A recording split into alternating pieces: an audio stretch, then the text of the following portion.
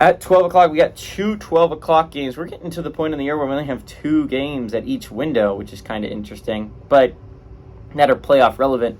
At 12 o'clock, number 3, Michigan, who's 9-0. Traveling to number 10, Penn State, who's 8-1. Michigan favored by 4.5 on Fox. And while we do not have an elimination game this week, we have 2 games that are pretty similar to it in an undefeated team taking on a 1-loss team. Both these teams are in playoff contention, and a chance for 2 playoff teams to be eliminated from our 11 playoff teams still standing. J.J. McCarthy for the Wolverines has gone 156 at 206, thrown for 2,134 yards, 18 touchdowns, 3 interceptions. Blake Corum's had 126 carries for 649 yards and 16 touchdowns on the ground. Roman Wilson's had 36 catches for 589 yards and 10 touchdowns, and Drew Allers has gone 181 at 288, thrown for 1,895 yards, 20 touchdowns to 1 interception. Katron Allen has had 119 carries for 573 yards and 4 touchdowns, and Keandre Lambert-Smith has had 51 catches for 645 yards and 4 touchdowns. Michigan's 16-10 against Penn State overall. Last 2 games have gone to Michigan in 2021 and 2022. So Penn State is an interesting squad, right? Their defense is elite, and I thought this was going to be a really great Penn State squad this year, but the Ohio State game has me questioning that, right? Like, their offense was unable to move the ball at all.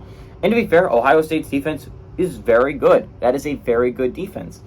And Penn State's defense really did step up in that game. That game could have been a lot worse if Penn State's defense didn't play as well as they did.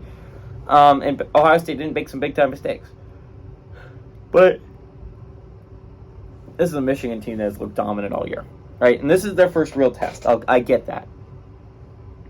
But in my eyes, from what I've seen of Michigan, this is the best football team in the nation. I have no doubt. Now, I do think Ohio State should be ranked 1. I feel like they've deserved it with their best wins of the season, definitely outclassing best wins of Georgia or Michigan of the season. Now, I think there's a debate to be had if Penn State loses this football game, right? Because suddenly that Penn State team's a 2-loss squad, and if that Missouri squad's a 2-loss squad, it's just who do you view in a more favorable light? Do you view the 2-loss Missouri squad as a better win, or a 2-loss Penn State squad as a better win? And plus, Georgia's a chance to add on to that this week. We'll talk about that game a little bit later on.